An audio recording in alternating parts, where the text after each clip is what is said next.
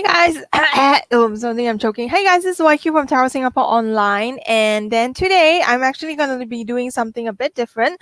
Today I'm gonna be showing you how to read a birth chart because I think Western astrology has been quite popular nowadays, and then the apps are super popular and stuff like that. But of course, if you really want to like dig really deeper into your chart, I'm gonna show you how to generate one and also how to like kind of see how the whole birth chart works, because I realized that while the apps are super useful, so for example, I had downloaded, then I haven't really been using these apps. So for example, this is the CoStar app. I don't know whether you guys can see this. This is one of the ways that they show you how the planets in your birth chart is laid out. But I find that this version of trying to read a birth chart is not effective because basically you are not able to see a lot of things. So I'm going to show you guys a way to generate your birth chart easily by doing this. So let me just share my screen. So you will probably need, not really probably, you will definitely need a web browser. It'll be much easier to do this on a computer versus trying to do it on a what's it called, a phone instead. So first thing, this is a site I like. It's called astro.com. As soon as you go into astro.com, what I want you to do is I'm gonna like just zoom in a bit more. I want you to go to free horoscopes, the drop down menu, and then click extended chart selection. So this is my preferred way of generating a birth chart. I know it does sound like a mouthful, and if you don't really care, you don't have to log in, you don't have to sign up. I personally have a signed in account, but since we are just gonna try out as a guest, so click on this and then click on yes, and then you can type in your details. So for the Western astrology, you definitely need your exact birth time. So I'm just gonna put mine. I don't really mind. People know my birth date and stuff like that. So like this. Oh yeah, and then the reason I do this is because sometimes when I post about astrology, people ask me, oh, I want to know about stuff, and then I want the video to point them to. So this is the video that I'm gonna actually point them to. And I think birth town site you can just type in, and then yeah, so then they would have this drop down menu. You click on it, and on the right side here it shows you your sun sign, your moon sign, your ascendant. So let's continue. Let's get inside here. So this is like the very basic. You can just definitely click here to show chart, but personally I like the Liz Green style more, so I click on the Liz Green style and I click here to show chart. So this is, and then we just click this.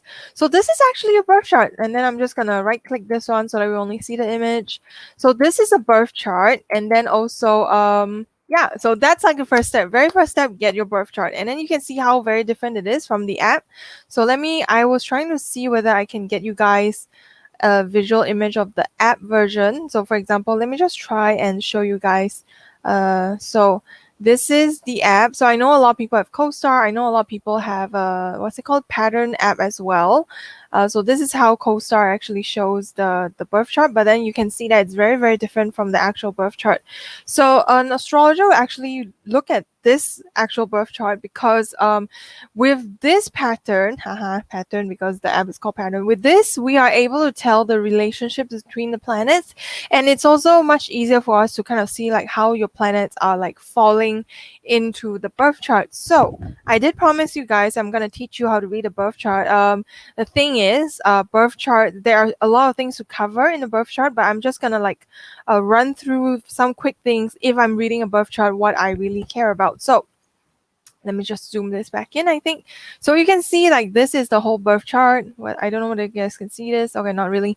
I'm gonna make it smaller. So this is like the whole birth chart. The part down here, right down here, you don't really have to care about it. Let me just use Paint. It's much easier. I love Paint. I really want to just use Microsoft Paint for all my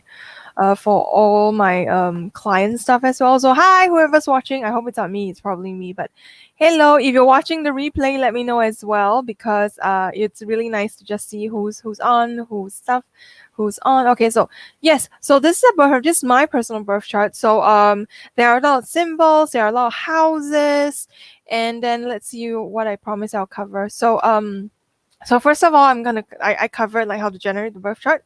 So if you look at the whole birth chart down here, there's this thing called the aspects grid. So this part is if you're just starting out, I don't really recommend that you start jumping right here, because this part is kind of like confusing as well. So you don't really have to look at this. What I really want you to look at is just look at your whole birth chart, look at the whole round circle thing, and that is enough for now, because if not, you then we'll be covering a lot. So your birth chart will definitely be very different from mine. Even my friend who is just like 12 hours, born 12 hours earlier than me, her birth chart is different, because basically what happens is that when when the Earth is like turning, the birth chart also turns as well. So, for example, this is my birth chart, and what happened is that this line is where I guess when you were born, like which sign it was. It's so hard to explain, but basically you might want to just check out what the pattern of your chart is. So for example, you can see that most of my planets are like on this side, on like the upper left side, while your birth chart might be very very different. And personally, what I like looking at is, if you are born in Singapore, Malaysia, somewhere near the equator, you will see this like T-shaped thing. So this thing, these are the angles. So the angles in a birth chart means like the most important spots, the most important spots on the birth chart. So I'm just gonna draw out. So this is the first house. Yeah, the brush is not very okay. So okay, let me just see. Okay, so in a birth chart, normally if you're born in Singapore, Malaysia, your birth chart will look kind of like this. So it looks kind of equal. And what we start counting from is this is the first house, second house, third house, fourth house, fifth house. I'm just gonna draw it in 6, 7, 8, 9, 10, 11, 12. So there are 12 houses in a birth chart. And you might say that, oh my God, YQ, why is like all this part empty? What does that mean? And when you look at your own birth chart, you might be like, oh my gosh, there are so many places that are empty. Or it could even be that your birth chart is very, very scattered. So it's okay. All of them are fine. There's nothing to be afraid of. There's not really afraid of, but nothing to worry if you have nothing inside your birth chart. So for example, for me, I have nothing inside my sixth house. Sixth house is actually about like work and daily life and health. It doesn't mean I'm not healthy. It doesn't mean I don't have a job. It's more like in my whole life, I don't really put as much focus on these stuff. So if you have a birth chart, take a look. What are the houses that you don't have planets in? Then those are like places where you don't really like put action in, or you don't really put a lot of focus on as well. And I don't know whether it's people knocking on the door, but I'm just going to continue. So, and then in your birth chart, what you also want to see is there are there are three main things that we look at in a birth chart. So basically, there are three things. One is called the ascendant. So this is the ascendant. So if you're using my particular birth chart, you will see that the ascendant is like this. So this is a Placidus house system. You don't really have to know that, but it's a Placidus house system, which means that the rising sign can be a particular angle, and then when the rising sign starts, that's where the first house starts. If you're using a different house system, the very first start of the chart might be different as well. So we're using Placidus. Placidus is one of the most popular. Placidus is the default birth chart, like house system, when you're using astro.com. Astro.com is one of the most popular software generator as well. You can definitely just use astro.com if you don't really need a lot of you don't really need to dive deep into it. Astro.com is just perfectly fine. So that's your ascendant, and you look at the ascendant, what the sign is. Yeah, the sign is what's it called? You can also like let me see. So down here, never mind. So the ascendant is actually what people first see you as. So for example, mine is Aries. So for a person whose ascendant is Aries, this means that when people see me, they see me as someone who's a bit aggressive, who's a bit like bad tempered even, because Aries basically is like they want things done fast. They want to be like chop, chop, chop. They want to be number one. I have a very weirdly competitive streak for a Taurus, because supposedly my sun sign is in Taurus, so supposedly Taurus are very like chill. They're like cows just chewing on grass. But I'm a really competitive Taurus on my like weirdly competitive. So that is the rising sign. And then sometimes you can, so for example, sometimes your sun sign can be in like very serious planets. So for example, Capricorn or even Scorpio, like supposedly people who are like Scorpio suns are very intense, but if your ascendant is a chill sign, for example Pisces, there's a lot of like, people Scorpios with a Pisces ascendant, then people might mistake you as someone who's dreamy, someone who's like very like basically don't know where they are really now, because they're just like floating around dreaming. So let me know in the chat as well if you know ascendant. Let me know that. So the ascendant is one of the most important thing an astrologer looks at, because basically that is the mask you put on. I've heard this theory that ascendant is when you were growing up, it was how you tried to how to face the world. It was like when you were growing up. So for example, if I'm using my case as an Aries, it means that when I was growing up, the need to be very quick-witted, need to be very, hey, so who's commenting? Let me double check. Yeah, so let me know. Let me know if you know your ascendant as well. So Wendy says our chart looks quite similar. It may be even because we might be born like around the same day as well, could be. And then oh yeah, the ascendant, so the theory is that the ascendant is when you're growing up, is how you like face the world. So for example, because I was firstborn child, I always felt that I need to be like proving myself, I need to be a number one, I needed to be just like very rowdy, because I'm basically a child that was like I was always talking. And I realized that it does reflect my birth chart, but I got shut up by like teachers as well. So then you kind of lose a part yourself when you're growing up. Yay! So when this is ascendant is Aries as well, so nice, nice. And I wasn't gonna say, yeah. So basically, that is how like the ascendant is.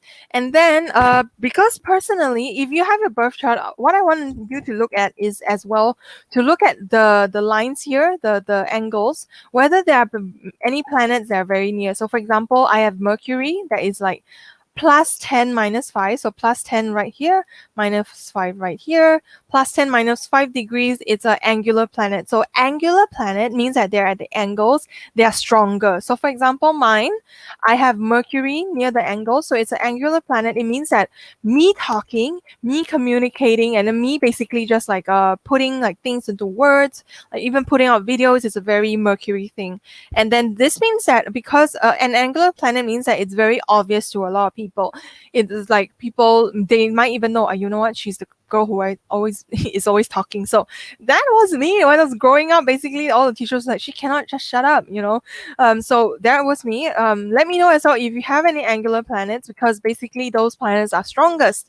And basically they are stronger than different areas of your life as well. So for example, I have Mercury in the first house. It means that on the surface, when you look at me, the first impression you have is someone who's talkative, someone who's like very straight to the point, and then also like a bit rude sometimes, because Aries can be a very rude sign.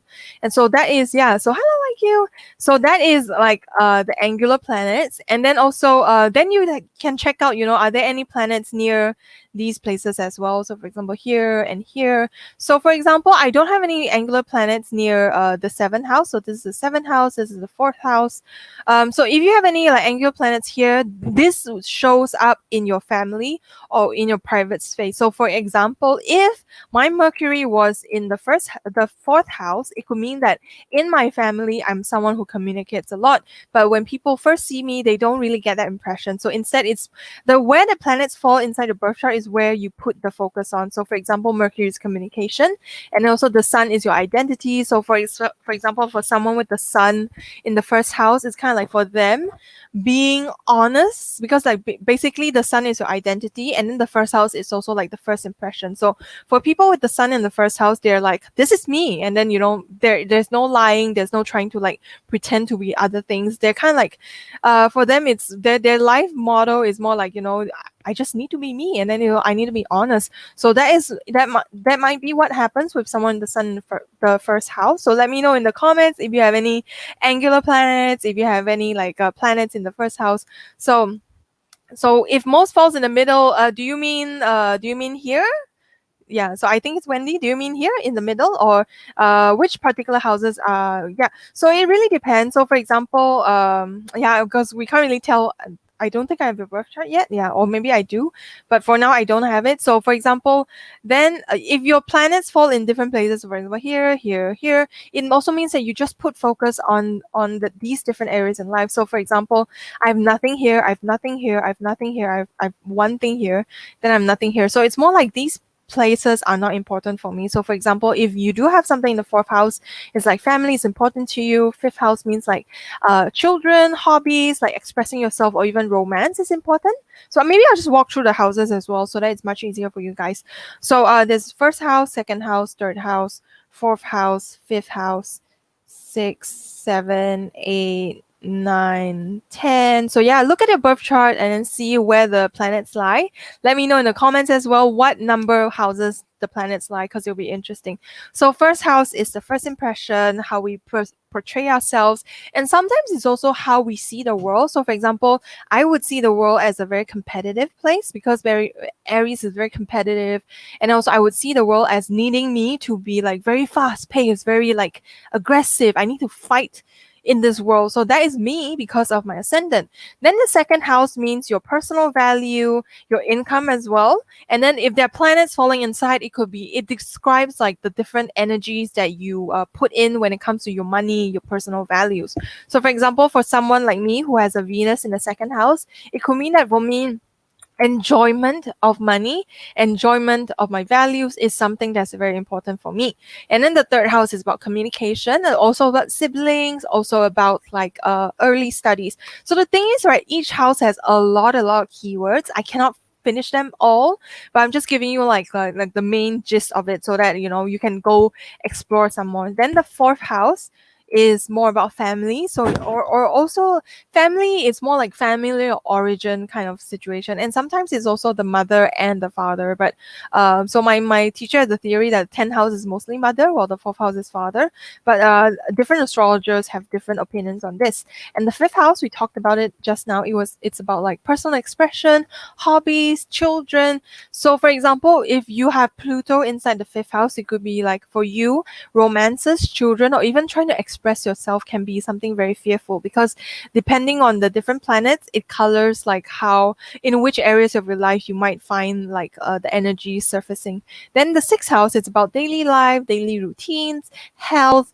It could also be about like the actual work you do. So for example, in your career, even if for example you're a lawyer, but actually you just like chop chop chop, so you don't really do lawyerly stuff, but you do like very I don't know what to say, like chop chop, chop chop, like very easy things.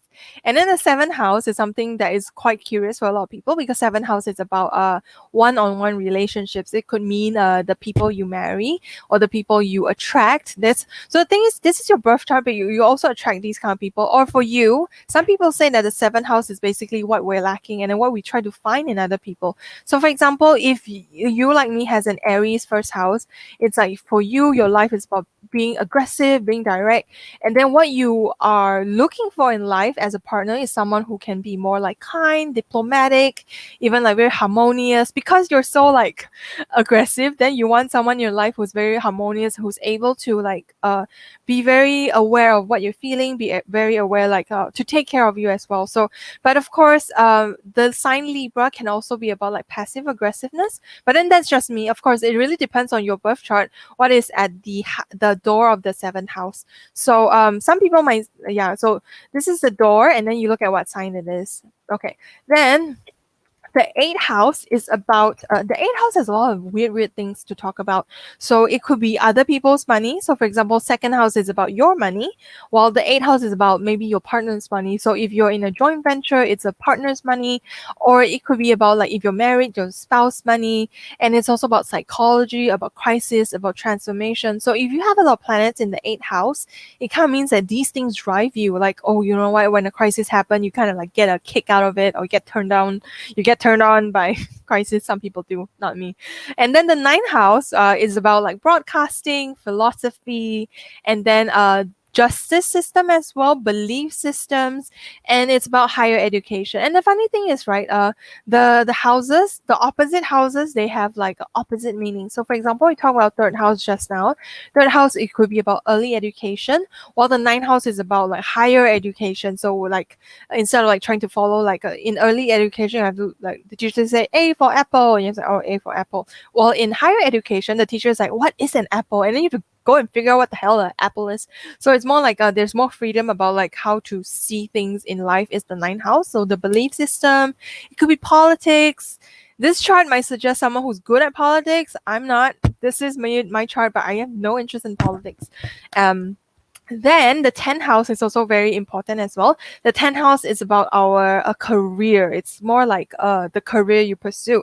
And if you look at my birth chart, I have two planets inside the 10th house. This means that I put a lot of energy inside of my career. And the funny thing is, right, I have a friend who basically said that, okay, now my friend didn't say anything, but basically the funny thing is for me, right, in my actual real job, I don't really care that much. If you can look at me, right, sixth house is about your actual like daily work. I don't really care. But for me, I do have these two planets inside my 10th house. What does that mean? For me, it's like the career is like something I define on my own. So for example, astrology is one thing or tarot is one thing. For me, it's like I put my energy into building a career that is very that is something that, okay, the thing with Neptune, it's a very spiritual, it could be a spiritual planet. So the funny thing is that I didn't really even know of all of these before I actually started like doing it. And then it's only until that I finally like realized like how the birth chart works. I'm like, wow, that is something that is very interesting, very exciting. It's more like it's like you're just naturally drawn to it. So if you have a birth chart, you can always like double check what is in your birth chart and then what is it that you're doing. Because sometimes when I do astrology consultations with people, they're like, I'm not actually doing my birth chart. Then it's kind of like you have a like disconnect between who you need to be or who you can be the most happiest being, and then society tells you I need to do this and this and this. That's why you maybe are not living your birth chart. So if you have a chance, you might just want to either explore the apps. I think apps are a bit more detached. If you really need like more in-depth, an astrologer would be able to help you. But apps are really like great places to just start with, because they always have interesting things to like, because sometimes it's more you look at the apps, you're just like, damn, that is like so true. But yeah, so after the apps, it's really like heading into a real birth chart to kind of see how things work. And then we have the 11th house. So the 11th house is about community, about sometimes it's about future plans as well, and also about humanitarian projects. So for example, if you're someone who like does a lot of like no, not charity work, but humanitarian works, like for the people, for the community, it's something that's involved in the 11th house. So if you have a lot of planets in the 11th house, it could also mean that you need to build a community that you can support, or even that supports you as well. So it goes both ways. Then the 12th house is about 12th house, right? It's like the last house. It's like the house that is like hidden away. So basically, it's everything that's hidden away. It could be about like the spiritual things that are more like the subconscious, or even more like more hidden things. The funny thing is like taboo might be more 8th house, while 12th house is more like it's a spirituality that is not boxed in. It's more like free flow. And the funny thing for my birth chart, if you see here, it's that I have Jupiter inside the 12th house. So Jupiter is a planet about teaching, about learning. And inside the 12th house, funnily enough, I teach tarot. I teach helping people like access their intuition, helping people to try to just like see things that are not there. So it's like yeah, so that's how my birth chart works out. So yeah, so that those are the 12 houses. And then, of course, I probably won't be going into the different planets because there's a lot to talk about. But the three main things you might want to look at is basically your the sun, and also the moon, and also the ascendant. And then the thing is, right, if you look at here, there's a lot of lines, there's blue lines, red lines. It means the different relationship between your planets. So if you look at the apps, they don't really tell you that. But of course, even if you look at this, you don't know astrology, you're just like, what the hell is this? So it's not useful. So you might as well go to websites. So for example, cafeastrology.com.